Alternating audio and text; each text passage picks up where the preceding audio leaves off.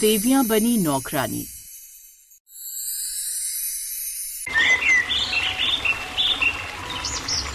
कविता पढ़ने में बहुत ही तेज और निपुण थी। ऐसे ही एक दिन वो कॉलेज से अपने घर की तरफ जा रही थी। तभी उसे एक बूढ़ी औरत दिखती है जो रोड पर बैठे लोगों से खाने की गुहार लगा रही थी। उस बूढ़ी औरत को देख कविता अपने हाथ में कुछ पैसे देख खुद से कहती है, अम्मा को भूख लग रही है, एक काम करती हूँ, ये पैसे अम्मा को दे देती हूँ। पर अगर मैंने ये पैसे अम्मा को दे दिए तो मैं घर कैसे जाऊंगी? कोई बात नहीं, आज मैं घर पैदल चली जाती हूँ। वैसे भी कभी कभी पैदल जाना चाहिए, सेहत के लिए अच्छा होता है। इतना बोलकर कविता वो पैसे अम्मा को देकर वहां से चली जाती है। थोड़ी दूर चलने पर उसे एक लड़की दिखती है जिसे एक लड़का छेड़ रहा होता है। उसे देख कविता को बहुत गुस्सा आता है और वो अपने हाथों में एक ईंट उठाकर उस लड़के की तरफ दौड़ती है और वो लड़का वहां से भाग जाता है। दीदी, आपका बहुत बहुत शुक्रिया, आपने मुझे बचा लिया। भगवान आपका भला करे। कोई बात नहीं छोटी, अब तो अपने घर जा। इस तरह कविता भी अब अपने घर की तरफ निकल पड़ती है। लेकिन ये सब कुछ दूर खड़ा रोहित नाम का एक लड़का देख रहा था। रोहित को कविता पहली ही नजर में पसंद आ जाती है। अब रोहित अपने घर जाता है और कविता के बारे में अपने पिता को बताता है। रोहित के पिता गांव के जमींदार थे। वो बोलते हैं, रोहित, अगर तुम्हें किशोर की बेटी पसंद है तो मुझे कोई दिक्कत नहीं, क्योंकि मेरे बेटे ने अगर किसी लड़की को पसंद किया है तो जाहिर सी बात है उस लड़की में कोई बात तो जरूर होगी। हाँ पिताजी, वो बहुत अच्छी, संस्कारी और स्ट्रांग लड़की है, लेकिन आपका बेटा विवेक बड़ा ही निकम्मा है। अरे वो आपके नाम से लोगों पर जुल्म करता है, यहाँ तक कि लड़कियों को छेड़ता है वो। अगर ऐसा रोहित तो आने दो, आज उसकी चमड़ी उधेड़ दूंगा मैं। जमींदार ये बात बोलता ही है, इतने में विवेक घर आता है, जिस पर जमींदार उस पर गुस्सा उतारने लगता है। तभी जमींदार की पत्नी सुशीला आती है और अपने बेटे को बचाते हुए कहती है, वो क्या बिगाड़ दिया तुम्हारा इसने? माँ की बात सुनकर रोहित अब उसे सब कुछ बताता है, जिस पर सुशीला ने कहा, बेटा तुझे नहीं पता, कमी लड़कियों के अंदर होती है। वो लड़कों को रिझाती हैं और उसके बाद जब लड़के उनके पास आते हैं तो उन पर इल्जाम ठोक देती हैं ताकि वो पैसे ऐंठ सके। एक औरत होकर आप ऐसी सोच रखती हैं माँ? छी, मुझे तो आपको अपनी माँ कहते हुए शर्म आ रही है। इतना बोलकर रोहित वहाँ से चला जाता है तो वहीं कविता घर आने के बाद भी अपनी पूजा में लग जाती है।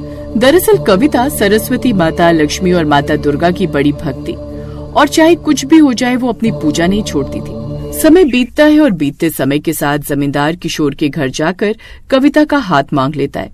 जमींदार के घर से रिश्ता आया था, सिर्फ इसीलिए किशोर अपनी बेटी की शादी रोहित से तय कर देता है।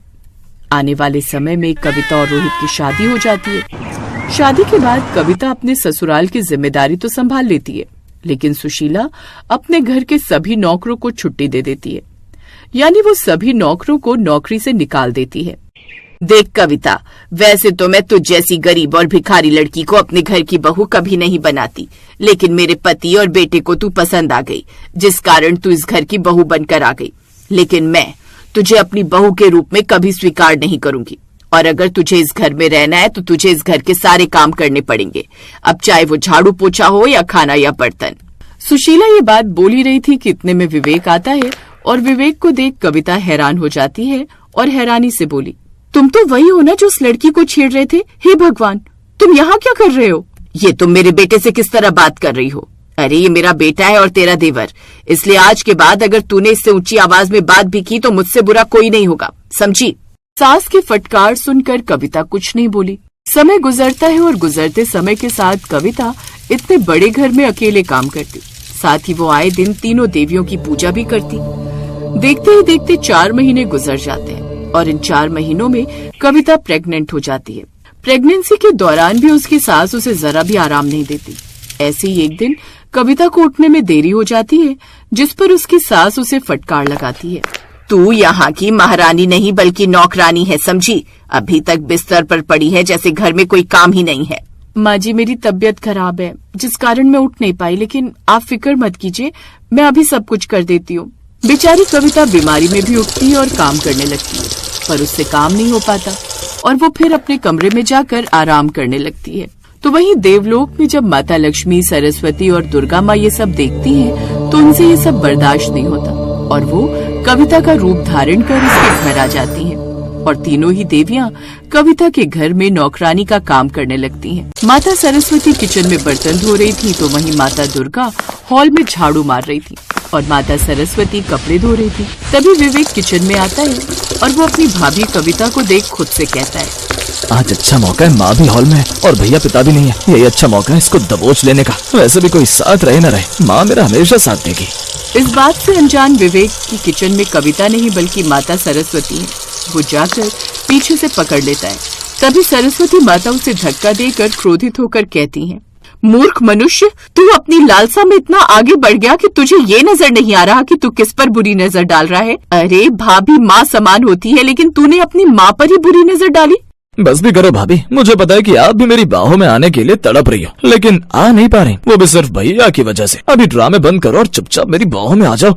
जैसे ही विवेक आगे बढ़ने लगता है तभी माता सरस्वती अपने असली रूप में आ जाती है और उसकी आंखों की रोशनी छीन लेती है, जिस पर विवेक चिल्लाते हुए बाहर आता है और सारी बात अपनी माँ को बताता है, जिसे सुन सुशीला बहू को आवाज लगाती है और इकट्ठी तीनों देवियां सुशीला के सामने प्रकट हो जाती हैं।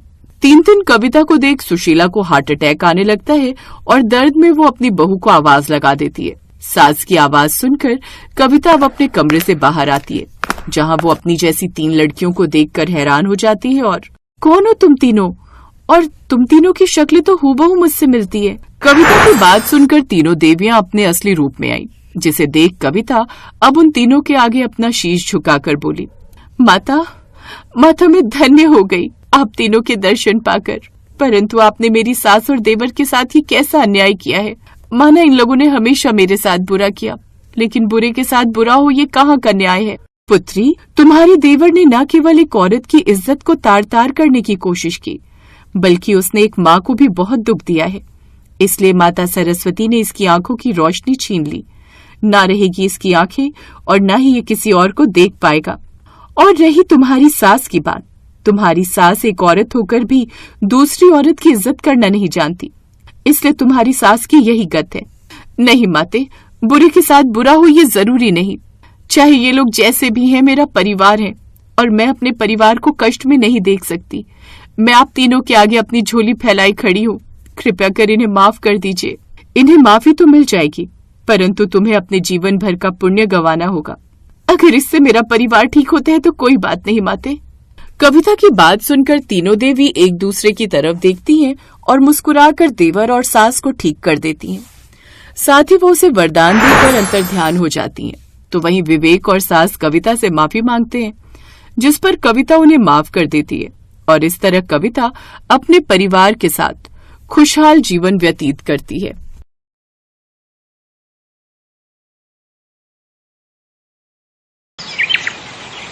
कजरी एक काले रंग की लड़की थी जिसकी शादी सुरेश नाम के लड़के से कुछ दिन पहले ही हुई थी।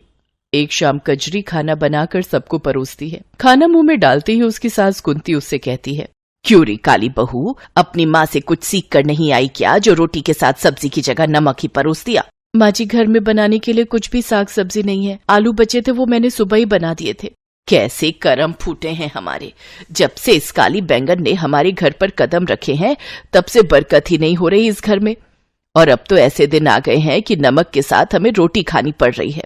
कजरी के प्रति कुंती की इस कड़वाहट का कारण उसका काला रंग था।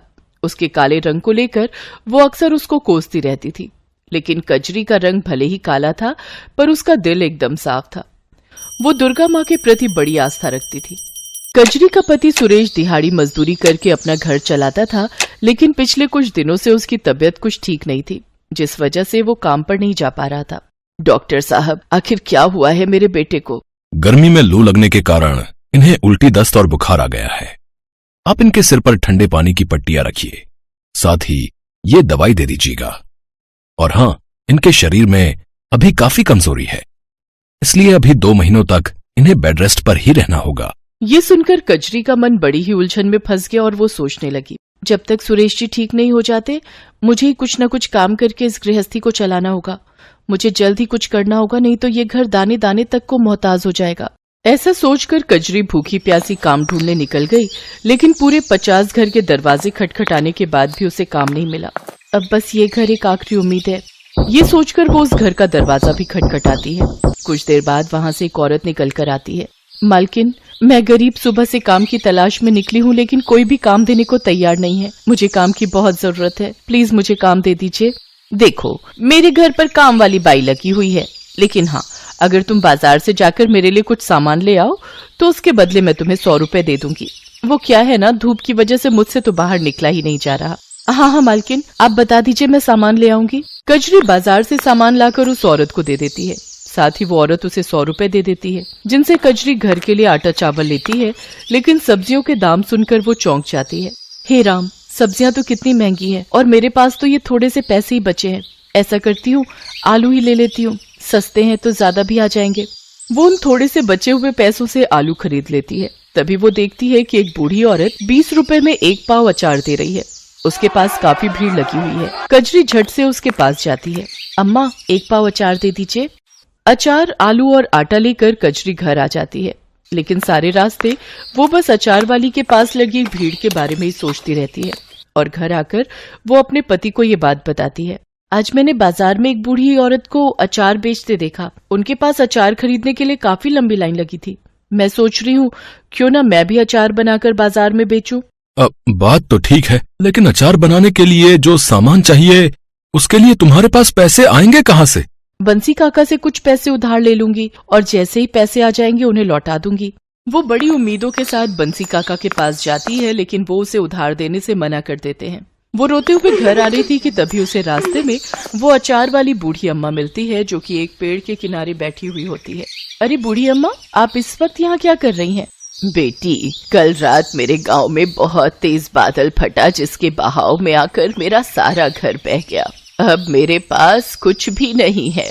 अम्मा, लेकिन आज भी मौसम खराब है, बारिश आने वाली है। आप ऐसे में कहाँ जाएंगी? एक काम करिए, आप मेरे साथ मेरे घर चलिए। उस रात वो बूढ़ी अम्मा कजरी के घर ही रुकती है। फिर अगले दिन सुबह वो बूढ़ी अम्मा वहाँ से जाने लगती है तो कजरी उससे बोलती है, अम्मा, आप इस उम्र में कहाँ जाएंगी? जब तक आपके रहने का कोई ठिकाना नहीं हो जाता, आप यहीं हमारे साथ ही रहिए।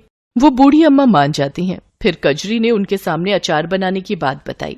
तो बेटा, तूने मुझे पहले क्यों नहीं बताया? ये ले, मेरे पास कुछ पैसे हैं, तू इनसे अचार बनाने का सामान ले आ। कजरी उन पैसों से सामान लेकर घर आती है। दोनों मिलकर बड़ा ही स्वादिष्ट अचार बनाती हैं। अम्मा, वैसे आपने मुझे अपना नाम नहीं बताया। वैसे तो बेटी मेरा नाम भवानी है, लेकिन लोग मुझे कई नामों से बुलाते हैं। कुछ तो मुझे दुर्गा भी कहते हैं। ये सुनकर कजरी सोच में पड़ जाती है।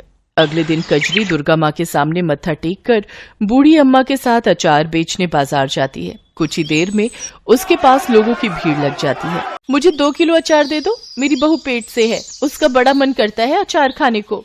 और मुझे 3 किलो। कुछ ही देर में उसका सारा अचार बिक जाता है। कुछ ही दिनों में वो सारे बाजार में स्वादिष्ट अचार वाली के नाम से मशहूर हो जाती है। उसकी खूब अच्छी कमाई होने लगती है। अम्मा, आज तुम्हारे कारण ही मेरी अच्छी कमाई होने लगी है। बेटी, ये सब दुर्गा माँ का कमाल है। मेरी मान तो अपनी कमाई में से कुछ हिस्सा तू गरीबों में दान कर, इससे दुर्गा माँ बहुत खुश होंगी। कोई जरूरत नहीं है भिखारियों को दान देने की। अरे पैसे क्या पेड़ पर उगते हैं? और तू बुढ़िया, जल्दी से अपना बोरिया बिस्तर यहाँ से बांध ले। अब तुझे हम और इस घर में मुफ्त की रोटियां तोड़ने नहीं दे सकते। अगले दिन जब कजरी सोकर उठी तो उसने देखा कि बूढ़ी अम्मा घर में नहीं है। अम्मा, अम्मा, कहाँ चली गई आप? लगता है माँ जी की बातों ने उन्हें यहाँ से जाने पर मजबूर कर दिया। पीछे कुछ दिनों में कजरी का उस बूढ़ी अम्मा से खूब लगाव हो गया था। उनके जाने के गम में वो काफी दुखी थी। फिर वो अपनी सास के खिलाफ जाकर मंदिर पहुंचकर जरूरतमंदों को दान देती है। ये देखकर उसकी सास डंडा लेकर दुर्गा माँ के मंदिर में ही उसकी पिटाई करनी शुरू कर देती है। 4 पैसे क्या कमाने लग गई? तेरा तो दिमाग ही चढ़ गया है। अपनी सास की बातों को अनसुना करेगी? तेरी इतनी हिम्मत? हे माँ दुर्गा, मुझे बचा लो। तभी दुर्गा माँ की मूर्ति से वो बूढ़ी अम्मा बाहर निकलती है और दुर्गा माँ का रूप धारण करके कुंती से कहती हैं, कुंती देवी, तुमने मेरी भक्त पर जुल्म किए हैं। तुम्हारे पापों का घड़ा भर चुका है। अब तुम्हारा अंत तय है। माँ, मुझे माफ कर दो। मैं नहीं जानती थी वो बूढ़ी अम्मा आप ही हैं। अब से मैं कजरी को कभी नहीं सताऊंगी। हाँ माँ, इन्हें क्षमा कर दीजिए। कजरी, सिर्फ तुम्हारे कहने पर मैं इसे माफ कर रही हूँ। कजरी, तुम्हारी भक्ति से मैं बहुत प्रसन्न हूँ। अब तुम अपने इस अचार के व्यापार को मेरे नाम से चलाओ। देखना, तुम्हारा ये कारोबार खूब फलेगा। तुम खूब तरक्की करोगी, ये मेरा आशीर्वाद है। इतना कहकर दुर्गा माँ अंतर ध्यान हो जाती हैं। कजरी दुर्गा माँ के नाम से अचार बेचने लगती है। कुछ ही महीनों में उसकी खूब कमाई होने लगती है और वो खुद की एक बड़ी सी दुकान खोल लेती है, जिससे उसे खूब कमाई होती है। साथ ही अब सुरेश भी पूरी तरह ठीक हो चुका था। अब वो भी कजरी के साथ मिलकर दुकान चलाने लगा। तो वहीं कुंती भी अब कजरी के साथ अच्छे से पेश आती है।